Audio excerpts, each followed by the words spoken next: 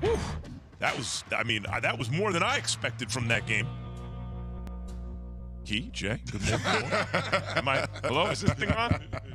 Is this thing? Morning, Max. What's up, Max? I tried to tell Key how good Geno Smith could be. Yeah, he didn't want to listen. Yeah, Geno Smith looked good, didn't he? Man, from beginning to end, I watched that thing from the kickoff to the final 64-yard missed field goal. All right. I don't think I missed a play. That dude in the first half looked like he was on the next level. And it was third and 5. It was first and 15, and he was making plays. I was beyond impressed with just his poise, man. Yeah.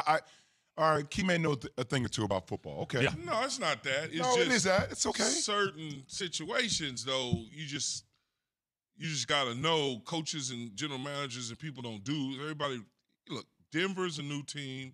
Seattle, essentially, new team for Russell Wilson. Seattle's essentially a rebuilding situation without Russell Wilson and Bobby Wagner on the team. So they got a whole new leadership going on there. But you could just tell with these quarterbacks, some quarterbacks need perfect situations and right surroundings and a right coach to succeed, regardless of what their talent is. Now, Geno Smith may turn into a pumpkin the next 16 weeks of the season.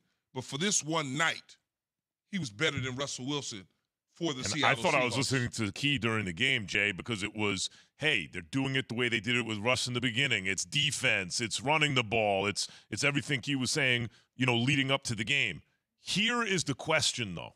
Guys, it's the end of the game now. And it's not Russell Wilson's fault that the running backs fumbled twice at the goal line, right? Like this, even as well as Geno Smith played, really, Russ played well enough to have a nice little lead at the end, but that's not the way it worked. Yeah, it didn't work that way. And they're down a point at the end of the game. And you got 3 timeouts. And it would be a 64-yard field goal attempt. Listen to Peyton, Eli, and Shannon Sharp on the Broncos waiting to call a timeout. Listen to this. We got 3 timeouts, E. I might use one right here, E. Let's use one. Let's talk about this one. I think we should call timeout, now. They look unsettled. Sutton doesn't know what he's doing. Hurry up. Time out. What the? So you just burned 30 seconds to call a timeout? All right. So we're talking about clock management. Before we even get to the clock management, guys, it's the end of the game. It's Russell Wilson's return to Seattle. The game is on the line. It's 4th and 5. I don't care how big your field goal kicker's leg is. You think it's more likely that let's start with the odds, that you can kick a 64-yard field goal than you can get 5 yards on a given down? No, I think I would have probably gone for the 4th and 5 and called it a day. 64 yards is a long ways. The timeout situation with the clock management right there in the end, I didn't mind that because I don't want to leave too much time left on the clock for all of a sudden a shot down the field to DK Metcalf. Now they're in field goal range. So if I left, let's say I already know in my mind, if he's thinking this way, that I want to milk the clock down as far as I can, and I'm going to time out. Now I'm going to make a decision. If I'm making this decision on the sideline on whether or not I want to go for it on 4th and 5, and if we pick up the first down, I get closer to field goal range at this point in time for my kicker. So now I'm at the clock is stopped at 20. We talk about it on the sideline. Come back in. I pick up the 5. The clock settles down to 10 seconds. 9-8. I time out at 7. I bring the field goal team on to kick the field goal. The problem there is they didn't even caucus on the sideline to talk about what they should do. They just went out to the field goal, and that's the issue. They didn't have a plan in that particular situation. So, Jay, there's the odds of it all, which to me clearly favor picking up 5. Guys pick up 5 yards on a given down all the time. They never kick a 64-yard field goal. But, Jay, there's a bigger situation. Russ has come back to Seattle. It's set up like a storybook. The game's on the line. You took the ball out of his hand. Here's my thing. Here's the headline statement for me. Russell Wilson wasn't good enough to overcome Nathaniel Hackett. Nathaniel Hackett lost the game. Just call it what it is. There were miscues, there were turnovers, issues in the red zone, the miscommunication. Even at the end, just watching Peyton Manning say timeout, I didn't even see that part of the broadcast last night. And just seeing all the chaos and dysfunction on the field, it was a first-time head coach not knowing what to do at an end-of-game situation. And here's the missed opportunity, in my opinion. When you're on the road, given the circumstances of that game, right, the 12th man in Seattle, the issues that Pete Carroll has had with Russell Wilson, give your quarterback the damn ball. Same way we saw Brian Daboll give the ball to Saquon Barkley, go for it. Allow your quarterback to then walk into the locker room after you win that damn game, and his teammates look at him and be like, that's the difference this year. We got that dude on our team this year. We're going for it this year. The perfect moment of selfishness, much like you mentioned, Max, without saying that word, Nathaniel Hackett should have let Russell Wilson be selfish in that moment, though, because it's about Russell Wilson. It's his moment.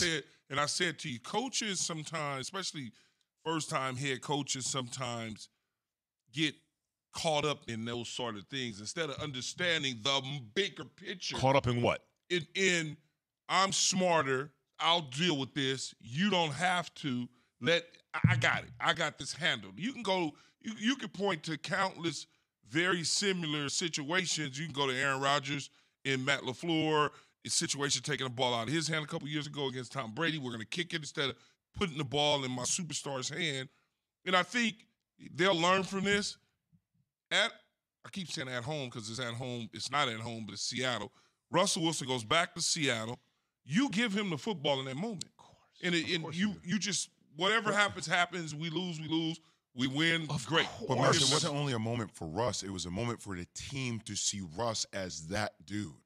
I think they know. They see. You're so scared of failure again. Like this, what did Daboll do? Daboll let him go for it. You're so scared of failure that what the negative outcome that it's the football gods wrote you a script. It's Monday Night Football. It's week 1. The game's on the line. It's 4th and 5, and you can't get it out of his hands. It's like a joke. I was gonna say, I know they know he's the guy, but just.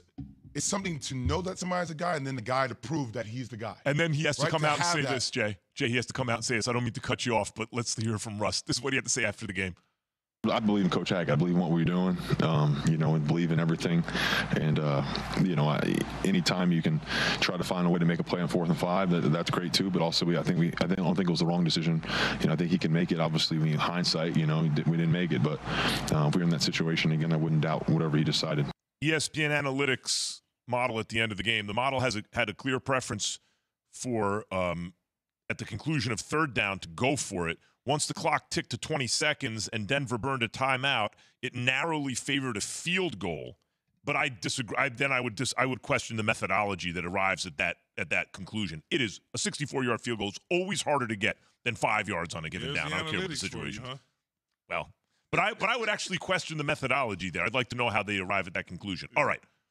Coming up, after what Jay said about that, how does and what Key said about the coach trying to be smart in those situations, first-year head coach, let me take that here. How does Hackett build trust with Russell Wilson now? But first, this word from Omega Accounting. We're going to hear from you, 288-SAY-ESPN. Is your small or medium-sized business still recovering from the pandemic?